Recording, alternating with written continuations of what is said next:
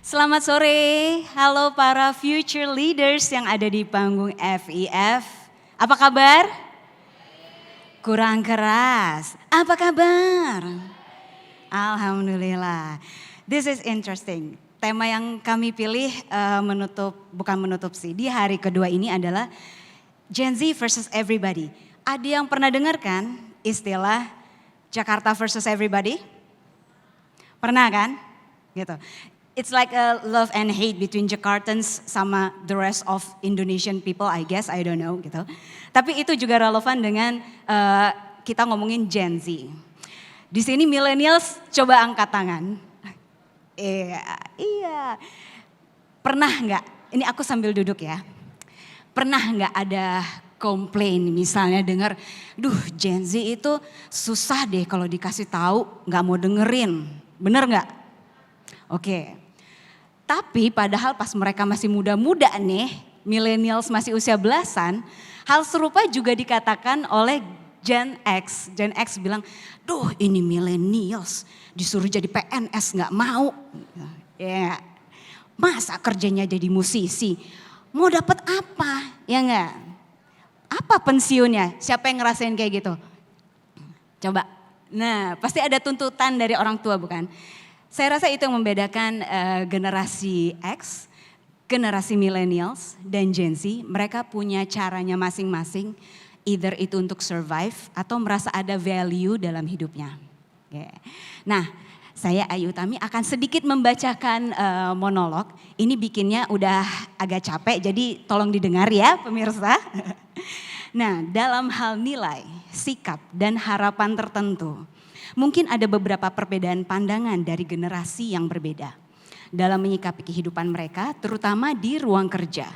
Data menunjukkan bahwa tahun 2025 pekerja Gen Z akan mencapai 27% dari angkatan kerja. Salah satu cara utama di mana pekerja Gen Z membedakan preferensi mereka dari generasi lain adalah pendekatan yang sangat didorong oleh nilai untuk karir dan prospek pekerjaan mereka. Jika kemarin ada yang mendengar sesi yang membicarakan bahwa kaum boomers, kaum generation X, mereka memilih pekerjaan based on intuisi bahwa they have to survive. Mereka harus punya pertahanan untuk di masa depan. Sedangkan Gen Z memilih pekerjaan based on value. Apakah perusahaan yang saya pilih akan sesuai value-nya dengan value saya sendiri gitu. Itu sudah membedakan ya. Nah, bagi beberapa anggota Gen Z, keinginan untuk mengevaluasi perusahaan berdasarkan seperangkat standar moral tampaknya melampaui preferensi di tempat kerja dan berdampak pada pilihan konsumen Gen Z juga. Sebuah survei menemukan bahwa 51% konsumen Gen Z akan memastikan bahwa suatu merek selaras dengan nilai-nilai mereka sendiri sebelum melakukan pembelian.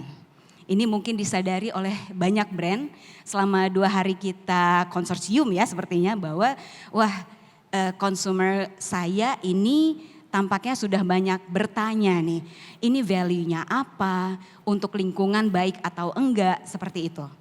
Jika masa depan kita akan dipimpin oleh kaum milenial muda dan Gen Z dengan sudut pandang Gen Z seperti tadi saya katakan, apakah berarti kelak akan banyak perubahan tata cara, gaya hidup, dan bahkan moral compass dalam hidup manusia kelak? That is the question. Now, bersama saya akan ada pembicara yang sudah menjadi favorit saya sejak lama. 2 pertama dulu. 2 remaja yang mengharumkan nama Indonesia di kancah internasional dalam bidang pendidikan. Kakak beradik ini sudah merupakan pemenang Olimpiade Matematika tingkat dunia. Di usia belia mereka sudah mengumpulkan 32 medali yang terdiri dari silver medal, diamond medal, dan gold medals. Bahkan hal tersebut tercatat juga di rekor muri sebagai pemenang medali internasional terbanyak 2021. Sama-sama bersekolah di SMP ACS Jakarta, Mishka mengambil jurusan Politik and Law sementara Devan jurusan Teknologi. Dan mereka juga menjadi pendiri Sejuta Impian, yaitu proyek beasiswa Olimpiade Internasional yang menyediakan 3 beasiswa bagi siswa berprestasi dari seluruh penjuru Indonesia agar lebih banyak lagi siswa bisa turut meraih prestasi di berbagai ajang Olimpiade Matematika Internasional. These are Mishka Oki and Devon K. Enzo, Math and Science Olympiad medalists. Please come to the stage. Please bring an applause, everyone. Oh my God, look at that. Look at the enthusiasm. Silakan duduk. Terlalu gemas. Oke. Behave. Selanjutnya, sosok ini merupakan seorang profesional muda dengan hasrat untuk pemasaran dan konsultasi. Mengambil program gelar ganda dari Sekolah Bisnis dan Manajemen, memperluas perspektif sekaligus menginspirasi dirinya untuk bekerja secara internasional. Perempuan kelahiran 14 Oktober 2000, sangat menyukai pemasaran. Aku agak-agak ini ya, sabar, oke. Ia memulai karirnya sebagai social media vice eksekutif di sebuah organisasi nirlaba untuk pemberdayaan perempuan bernama Aksi Wanita.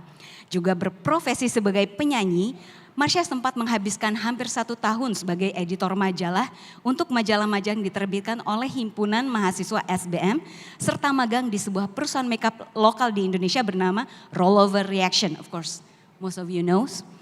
Sambil melanjutkan studinya di luar negeri, Marsha bekerja sebagai project intern di sebuah perusahaan retail fashion di Inggris bernama Top Labels Online. This is Marsha Naila Zulkarnain, artist and musician. Please give a warm applause.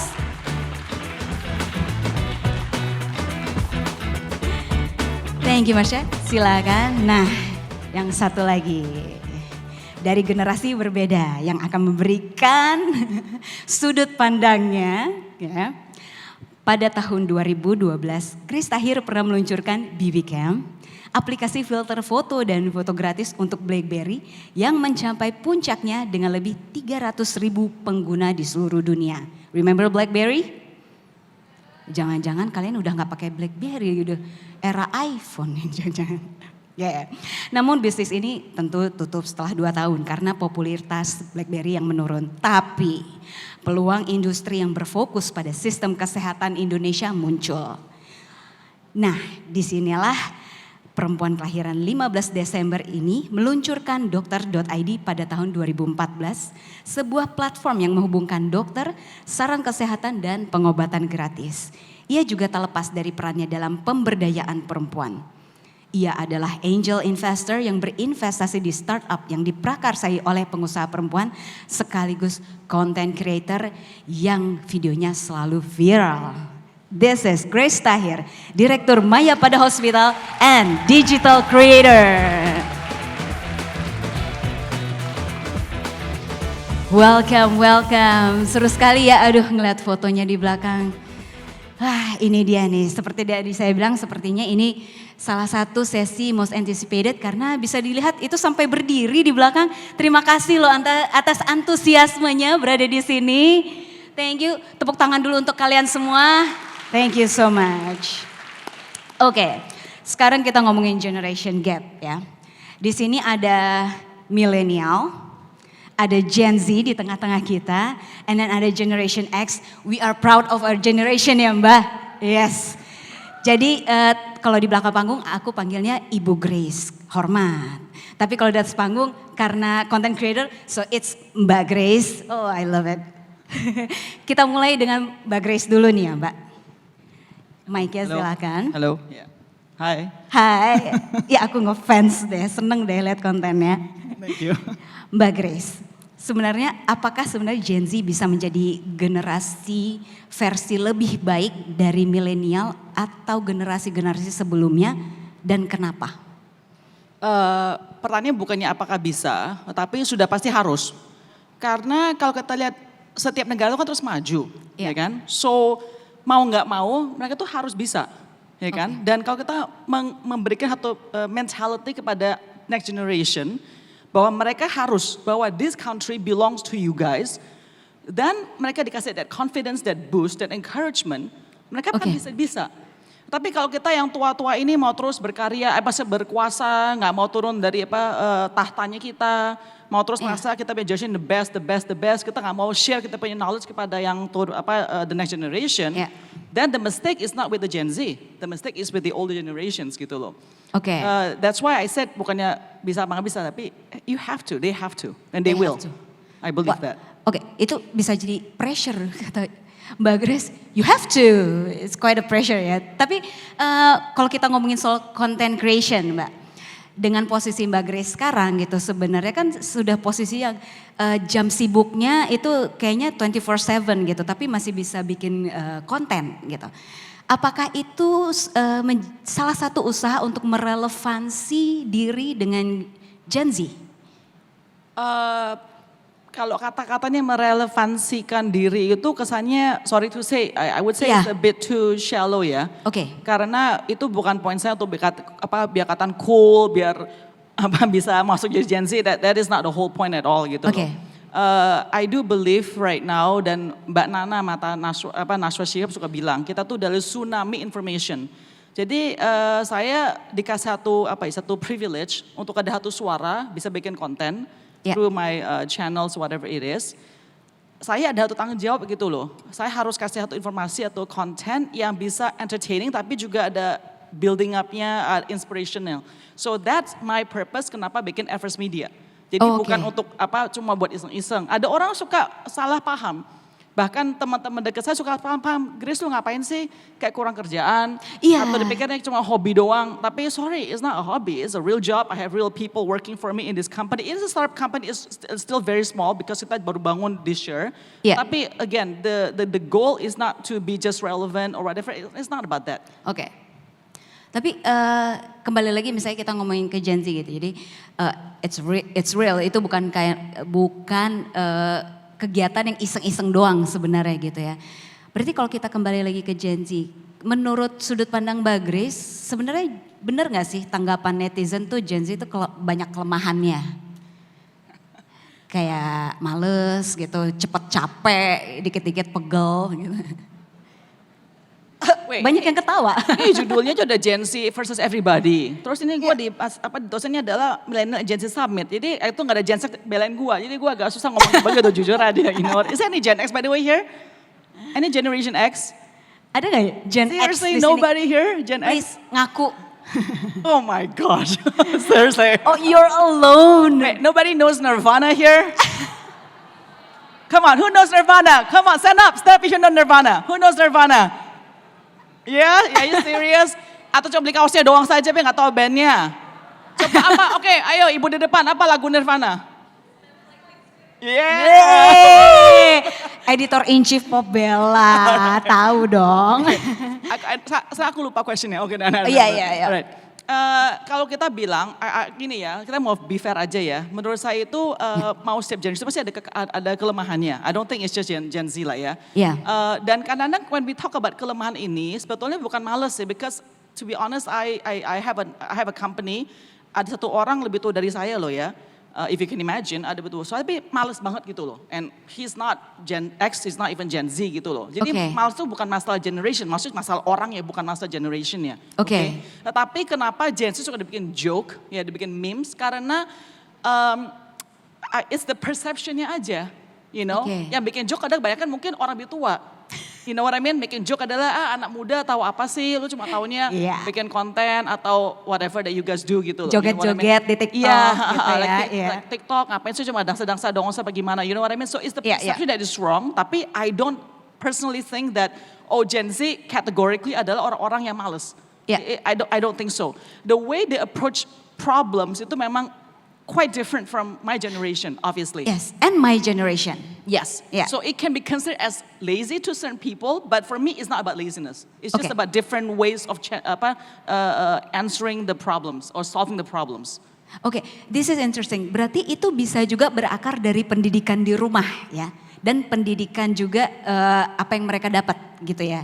Kita ngomongin apa yang mereka gain dari dalam rumah. Orang tuanya ngajarin apa, seperti itu kali ya. Kalau ngomongin sudut pandang. Beralih ke Marsha kalau begitu. Marsha, silahkan ambil mic ya. Hai. Kalau kamu sendiri, maksudnya kamu kan memang adalah musician, penghibur lah, entertainer. Tapi kamu juga tertarik dengan dunia profesional gitu.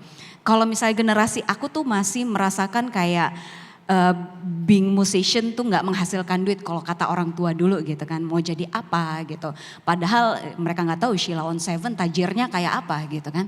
Nah dari sisi kamu deh, both as entertainer and a professional, didikan seperti apa sih yang kamu dapat di rumah? What do you talk about around the table during dinner gitu? So both of my parents is very supportive on what their kids are doing. Ya, As long as it's positive, bisa membuahkan hasil dan bisa beriringan dengan education. oke. Jadi percakapan apa aja yang aku biasa obrolin sama kedua orang tua aku sebenarnya variatif. And as I grew older, makin luas. Yang dulunya mungkin just life update, how are you doing today dan lain-lain. Sekarang tuh bisa ngomongin bisnis. Even baru beberapa malam yang lalu, out of the blue kita ngomongin, kita tiba mengevaluasi kinerja suatu perusahaan. Really? Benar-benar kita analisa, kenapa sih ini perusahaan punya problem ini, dan kita cari solusinya juga bareng-bareng. Oke. Tapi it's even ya. It's during dinner time. During dinner time. Oke. Just before bed. Oke. Until like 1:30 pagi. Really? Iya. Just a few malam ago. Cuman antara our serious conversation dan yang nyantai itu 50-50. Ya. Jadi I feel like aku juga very close to them. Mereka nggak ngasih pressure yang kayak, oke kita harus ngomongin serius terus. Enggak. Iya, iya. Jadi itu bukan obrolan serius ya, kayak, hey kamu tahu value perusahaan ini? Oh yes daddy gitu kan. Itu obrolan serius, tapi masih bisa Beda Kak. ya.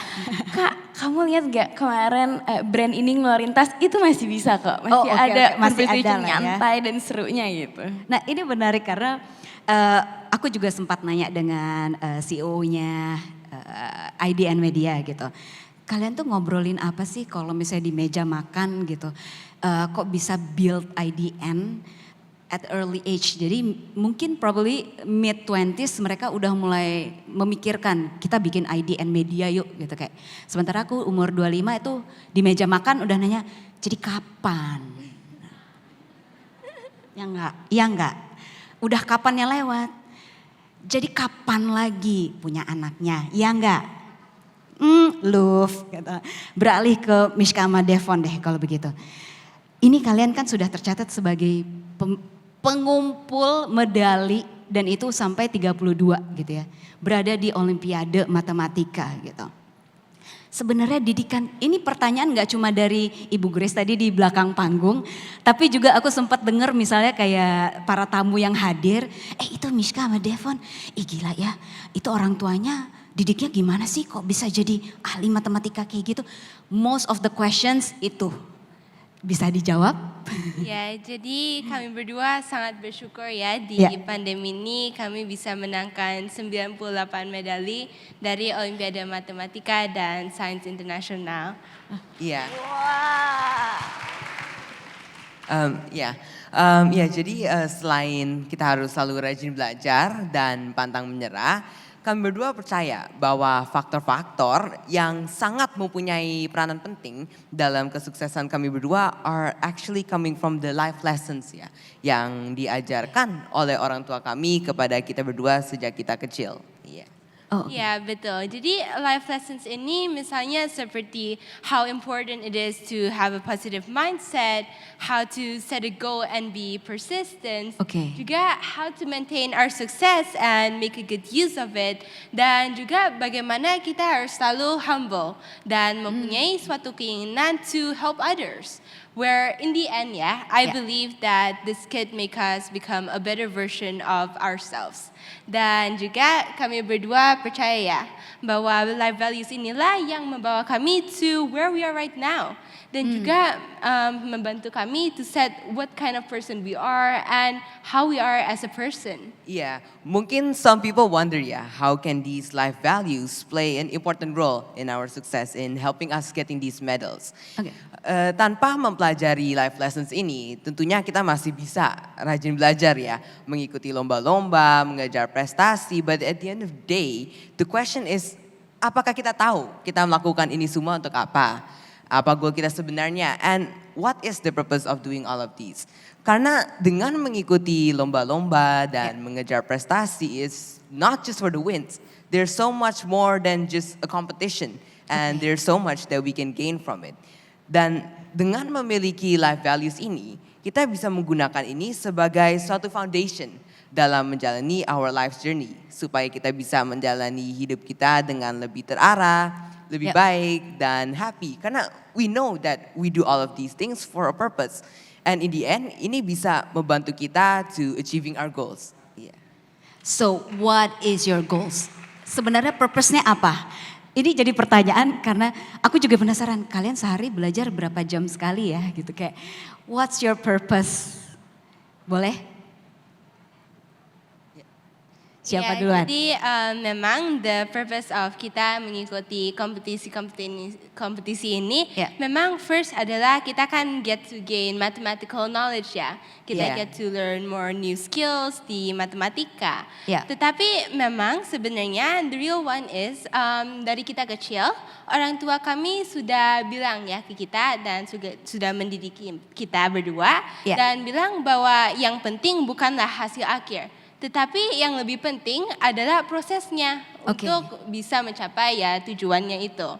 Dan di perjalanan kita, di proses ini kita learn so many ya life lessons and life values yang sangat important.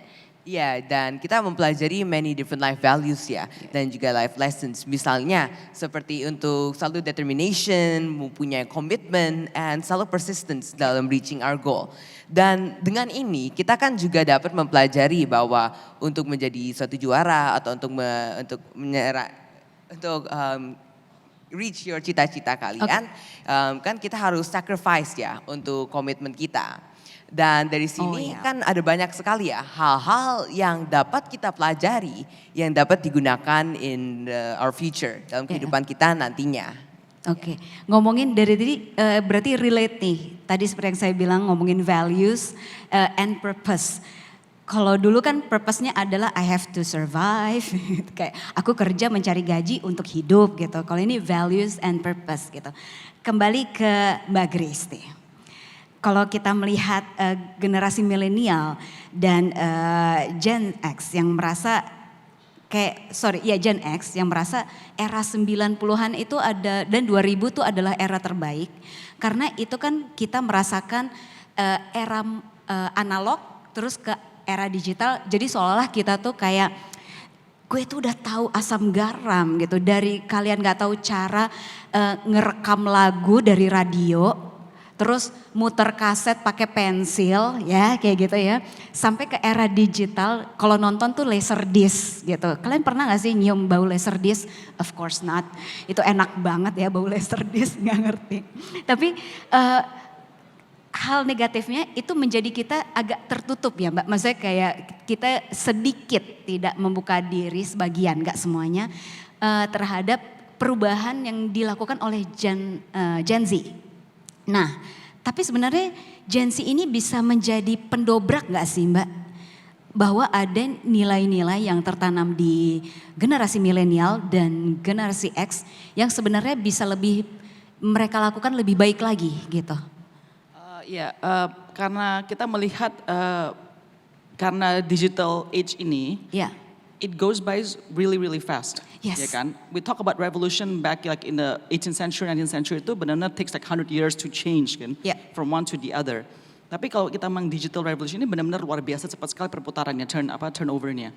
Nah, because of that they have the advantage actually, because Gen Z ini dan generation Alpha dan next generation ini get used to that pace. Yang kita Gen X, millennial bahkan to a certain degree mungkin belum terlalu get used to that. So I think that is actually a big advantage for them to be able to adapt to whatever that's going on in the world that makes it, much more adaptable to whatever that life throws at them down the road. Contohnya kayak misalnya kita mau pandemic ini ya. I do believe that one day this is not going to be the only situation where it's going to be pandemic. Ya kan? Jadi tapi karena Gen Z ini sudah kebiasaan dengan all these new things that's happening all the time, I do believe itu actually equip them better.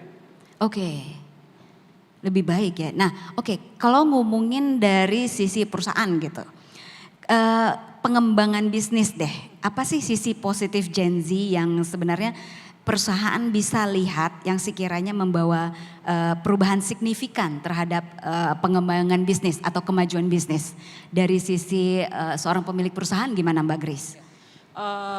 For sure number one yang saya benar lihat banget adalah creativity. Oke. Creativity luar biasa dari Gen Z ini, yang mungkin saya bisa akui kalau kita yang sudah lebih tua itu kadang-kadang sudah tertutup sekali, yang kamu bilang tadi itu, Iya. ya kan? Jadi when we have a new blood, we call new blood ya, into our company, kita tuh benar-benar merasakan sekali bahwa itu adalah satu fresh air coming gitu loh, you know what I mean? Iya. And I actually like to talk to them more than yang the old generations, because sometimes itu terlalu boxed in what we know, the culture of the company and things like that, all Iya. the legalistic, you know, all the bureaucracy juga ya. Iya. Jadi when I talk to the Gen Z, I really love them because I'm the type I'm the leadership type yang suka ngobrol sama tukar pendapat ya, exchange ideas with my employees gitu loh. You know, so if they give me some fresh ideas, some new ideas begitu, I really enjoy. Makanya that's the one thing yang aku merasa benar-benar dibantu oleh Gen Z in my company, adalah creativity mereka luar biasa sekali. Oh, oke. Berarti sebenarnya positif impact-nya banyak ya? Tapi kalau untuk positif impact-nya banyak kalau misalnya Gen Z berada di sebuah perusahaan, kalau mereka bisa connect the dots gitu. Iya, maksudnya ada weaknesses obviously, tapi juga ada, kan you talk about the positive kan, I would say that is the positive ya. Oh, oke. Kembali ke Marsha nih, ngomongin soal professionalism ya. Kalau misalnya kamu memiliki usaha atau memiliki bisnis, you're in professional era juga gitu. Sistem apa sih yang membedakan generasi kalian hingga bisa mendobrak kultur perusahaan? Kamu kan tentu ngelihat misalnya kerja dari suatu perusahaan, oh perusahaannya kayak gini ya, kaku banget atau gimana gitu. Kira-kira sistem apa yang ingin kamu ubah atau kamu buat untuk generasi kamu? Okay, I feel like I can answer this question based on karakteristik Gen Z. Oke, ya silakan. Yang pertama, kami akan menciptakan lingkungan kerja dengan pemikiran terbuka. So Gen Z is a very open-minded generation. I know. I feel like it was related karena we are close to social media and internet. Ya. Kami memiliki kemudahan untuk mengakses informasi dari seluruh dunia. Ya.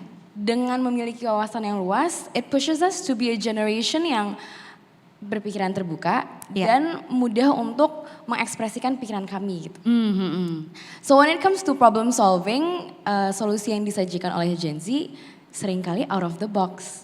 So I feel like when I run a business, I will give keleluasaan for those who work at my company untuk mengekspresikan pemikiran mereka dan opini mereka.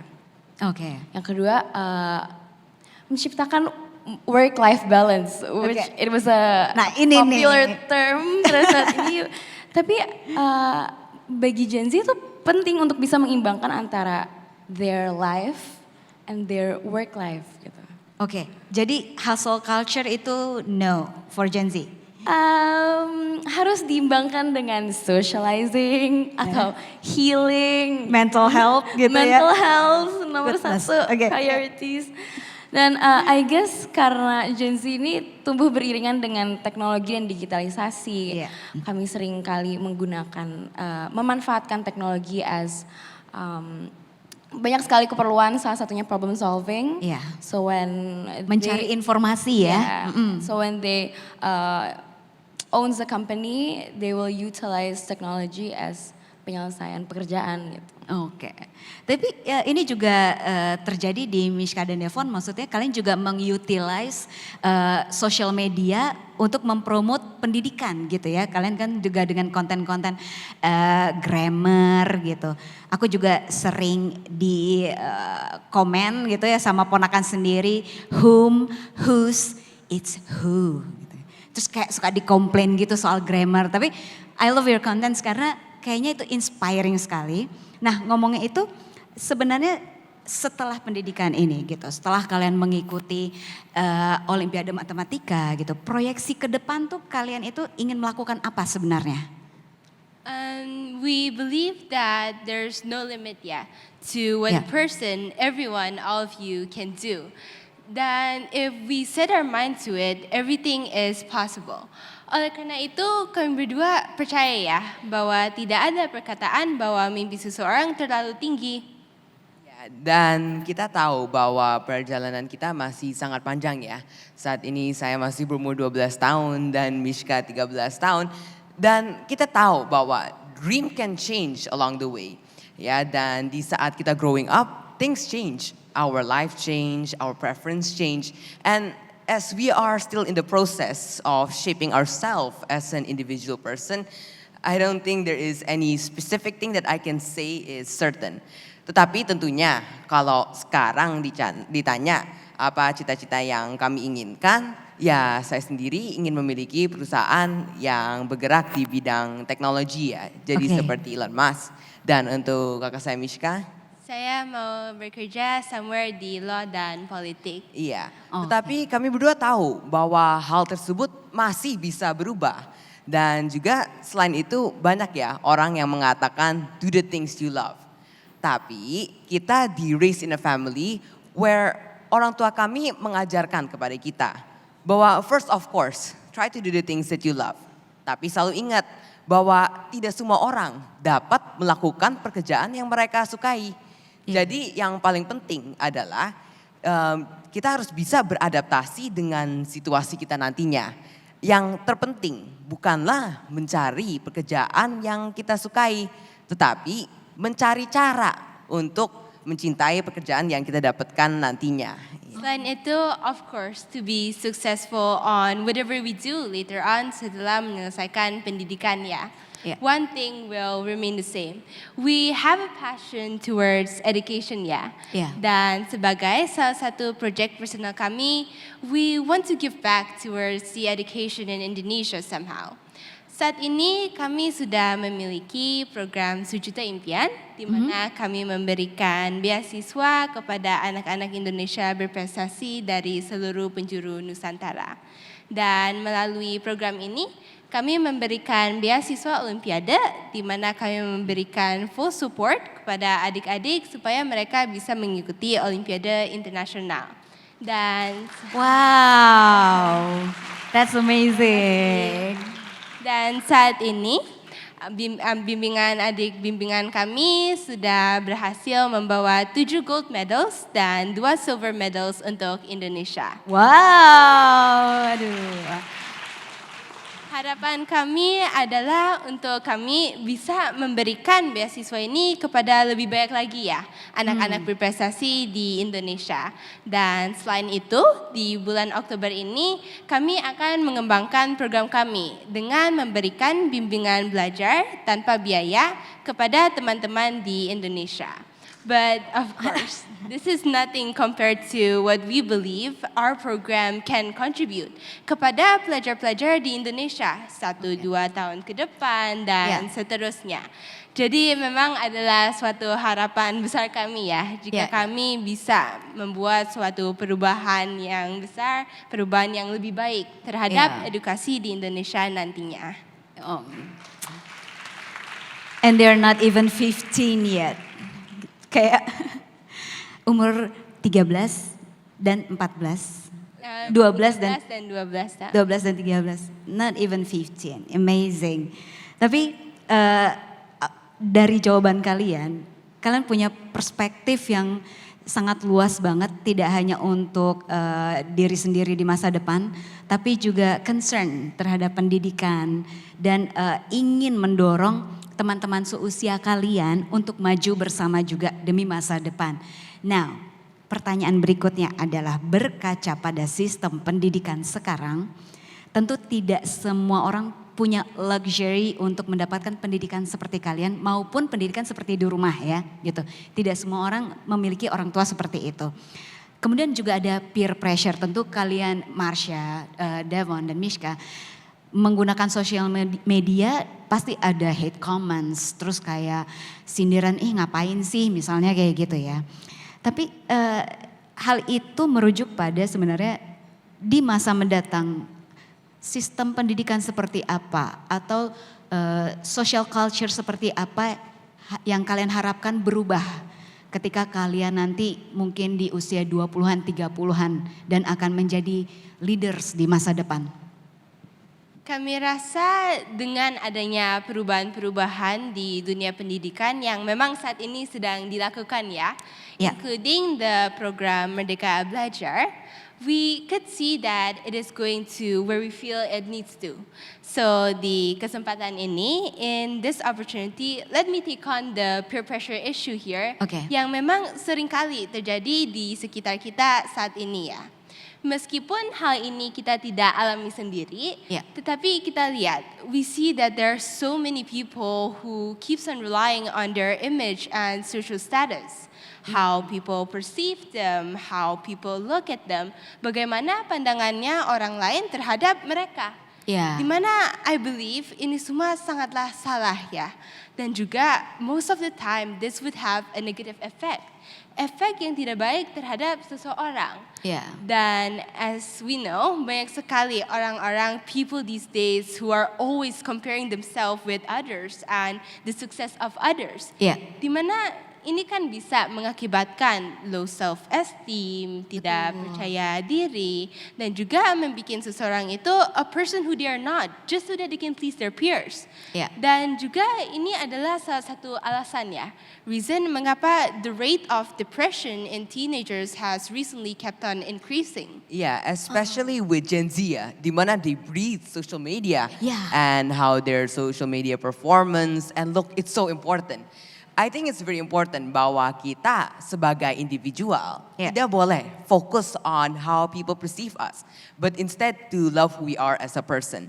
Jadi sangatlah penting untuk generasi-generasi yang akan datang mendapatkan edukasi yang cukup, bimbingan yang cukup about self-worth, mental health.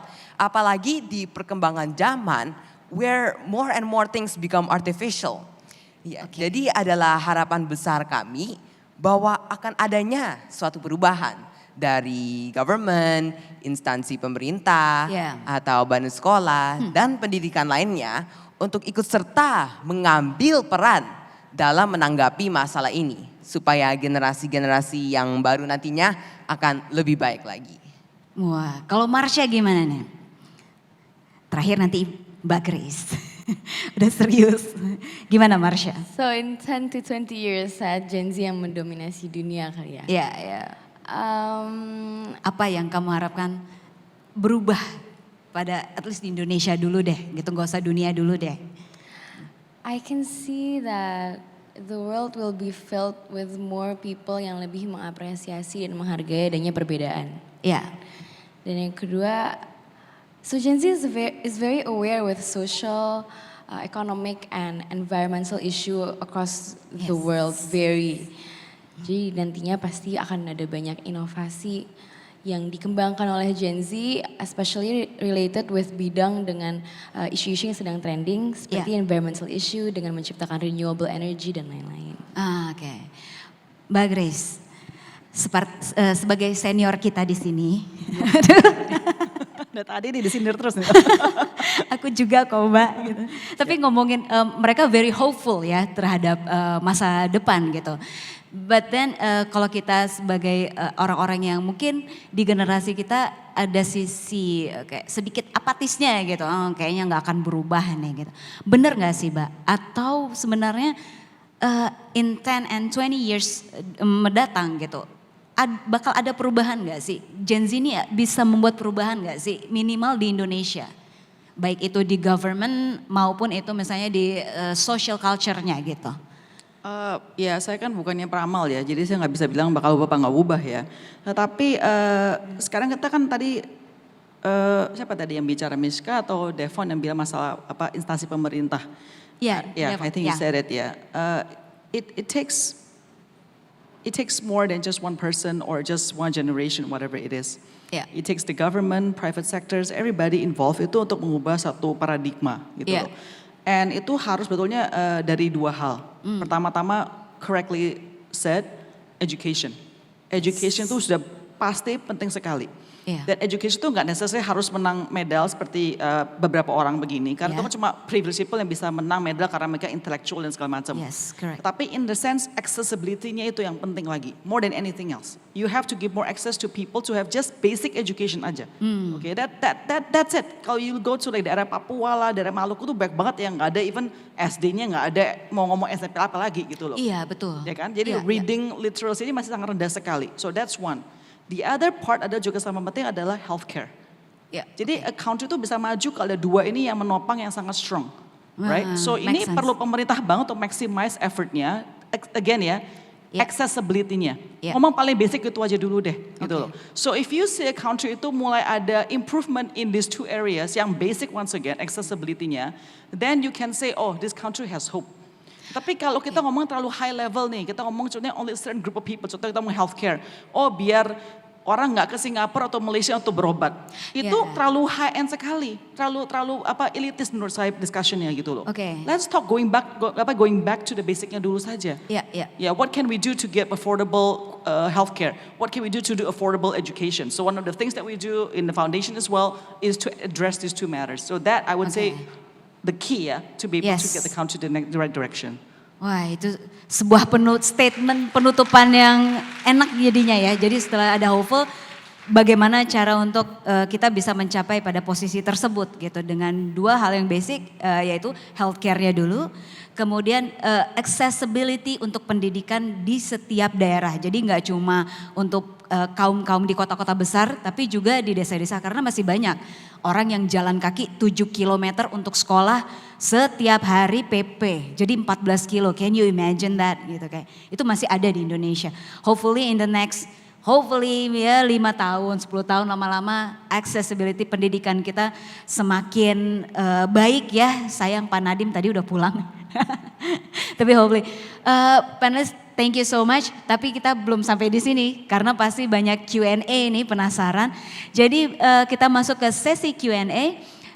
Mic-nya sudah Mas Mike. Oh sudah ada, oke siap. Bagian, cepet banget. Baru mau bagi yang. Silakan Mbak yang mau bertanya. Ya yang sebelah sini Mas. Dari mana, namanya siapa dan ditujukan ke siapa? Silakan. Selamat sore, pertanyaan saya untuk Miska dan Devon. Halo Miska Devon, nama saya Maria. Salam kenal ya. Salam kenal. Miska dan Devon sebagai Gen Z yang bisa dibilang mempunyai prestasi yang sangat tinggi. Saya mau tanya nih sama kalian, karakteristik apa yang menurut kalian sebagai Gen Z dapat membawa Indonesia lebih maju daripada generasi sebelumnya? Terima kasih. Terima kasih. Ya, terima kasih untuk pertanyaannya. Jadi pertama Gen Z itu adalah they're bold ya. Mereka stand up in what they believe in and they are ambitious and surely do have big goals. Dan selain itu Gen Z itu juga passionate. They care deeply about the life and also happiness of other people around them. Nah, Gen Z ini kan dilahirkan di era teknologi yang sangat advance ya. Di mana untuk mengakses informasi itu sangat mudah. Dan they have the ability to do almost anything with just their fingertips, anywhere and everywhere around the world instantly ya. Dimana hal ini membuat Gen Z lebih independen dan punya well knowledge ya.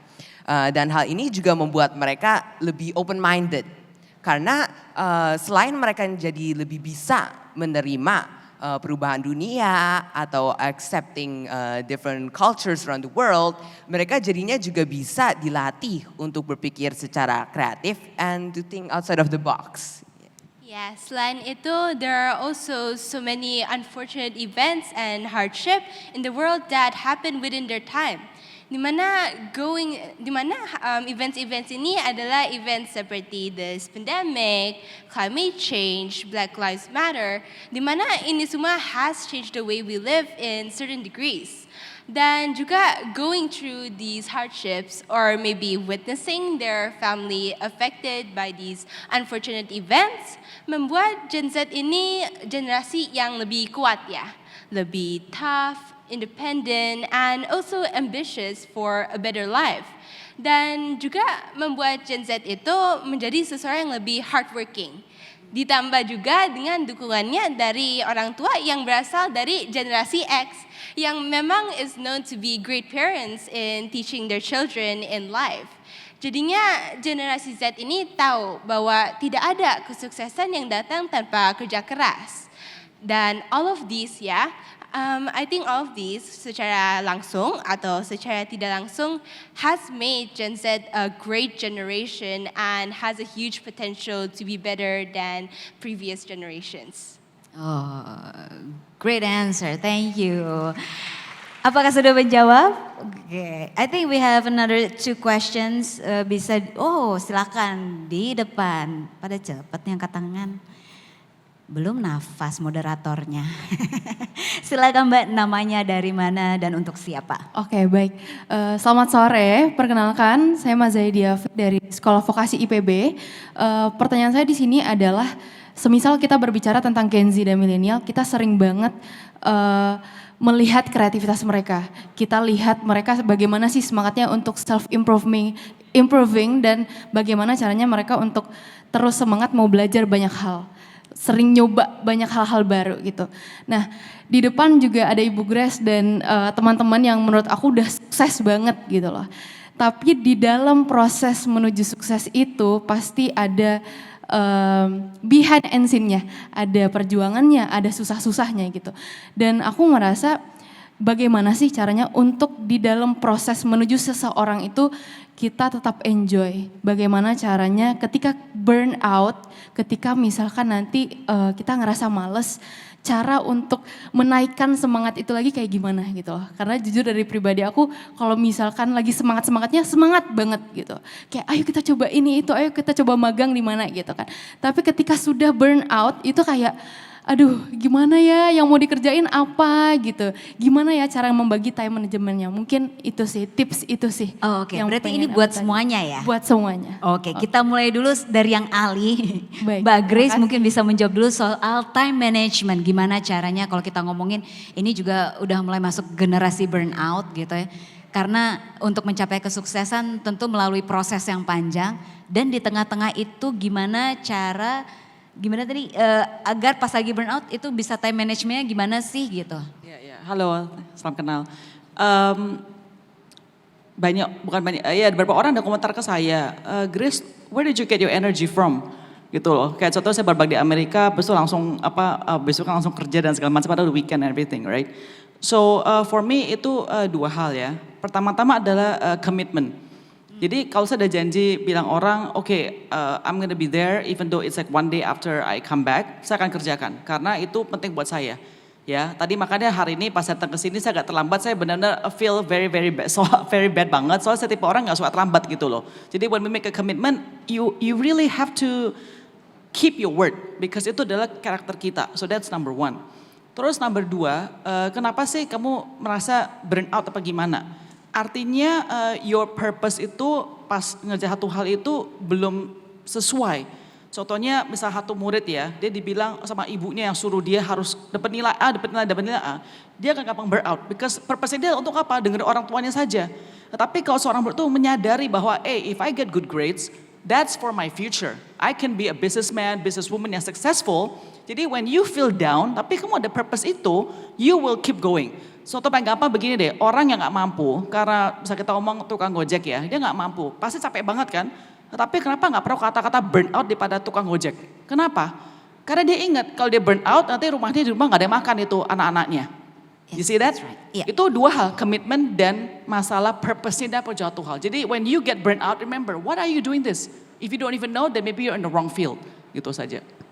I think that's very good answer dan aku rasa itu tepat kali ya untuk menjadi kesimpulan dari sesi ini karena aku merasa kayak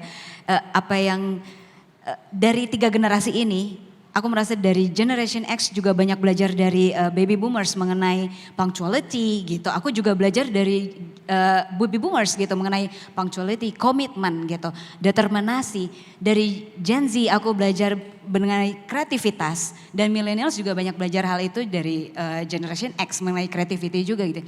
Actually jadi aku rasa dari semua generasi itu memiliki poin-poin positifnya yang kemudian di generasi-generasi berikutnya memberikan perbaikan dan memberikan perspektif baru aja gitu untuk menghadapi masa depan gitu. So thank you so much for your time. Mbak Grace, Marsha, Devon dan Mishka, thank you so much for your time. This is such a great session. Tapi sebelum kita akhiri, aku kembalikan dulu ke MC cantik kita. Silakan.